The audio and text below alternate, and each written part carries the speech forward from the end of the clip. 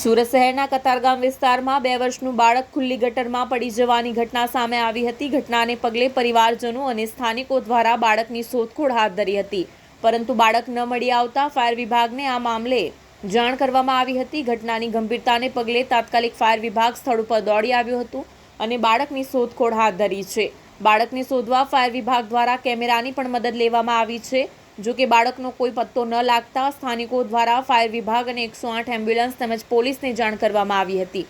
ઘટનાની ગંભીરતાને પગલે તાત્કાલિક ફાયર વિભાગ અને પોલીસ સ્થળ ઉપર દોડી આવી હતી અને બાળકની શોધખોળ હાથ ધરી હતી। છેલ્લા 6 કલાકથી વધુ ફાયર વિભાગ દ્વારા ગટરમાં ઉતરીને શોધખોળ કરવામાં આવી રહી છે, પરંતુ હજુ સુધી બાળકનો કોઈ પત્તો લાગ્યો નથી। અમને અમારું બાળક જોઈએ, બસ। તમે ગલતી કરી છે, તમારી ભૂલને કારણે અમારા બાળકનો જીવ ગયો છે। અમને કોઈ બી સંજોગોએ અમને અમારું બાળક આપો, બીજું કાંઈ નહીં। અમને કોઈ વાદ વિવાદમાં, કોઈ પક્ષપાતમાં અમને કોઈ રસ નથી। અમને માત્ર એટલી જરૂર છે કે અમને અમારું બાળક આપો। કાલે સાંજના 5 વાગ્યાની વાત છે, હજી સુધી અધિકારી નકશો લેવા ગયા છે। નકશો લઈને તો આવવાનું દૂર, પણ અધિકારી જ ખોવાઈ ગયો છે, અધિકારી જ નથી આવતો, જવાબદાર અધિકારી જ નથી। અરે રાત્રે અમને નકશો લેવાનું કહી અને ત્યાં તાપણું કરીને બેઠો। અરે આ શરમજનક બાબત કહેવાય। અમારે કોને કહેવું? ભારતીય જનતા પાર્ટીના કોર્પોરેટરોએ કમિશનરને ફોન કરવો પડે કે સાહેબ આ વિસ્તારના ઝોનલ ઓફિસરોને, જવાબદાર અધિકારીને મોકલો। અરે આનાથી તો શરમ ઘટના કઈ કહેવાય કે ફાયરના વાઇસ પ્રેસિડેન્ટે કમિશનરને ફોન કરવો પડે? તો ચૂંટાયેલા પ્રતિનિધિ શું કામના? અરે અમને તો નરેન્દ્રભાઈ પર એટલો ગૌરવ થયો કે એક રિંગ ઉપર એ માણસ 10 મિનિટની અંદર સ્થળ ઉપર આવ્યો ને એ માણસ આવ્યા પછી ફાયર બ્રિગેડ આવે છે, પછી ઝોનલ અધિકારીઓ ખાલી 100 સીન સપાટા કરીને વયા જાય, પછી ખો કરે છે, આની ઉપર નાખે, ઓની ઉપર નાખે છે। આ શું છે ભાઈ? અરે કોઈ રાજનેતાનો છોકરો જો મર્યો હોત ને તો આ ધરતી છે ને 24 કલાકની અંદર ખોદી નાખી હોત।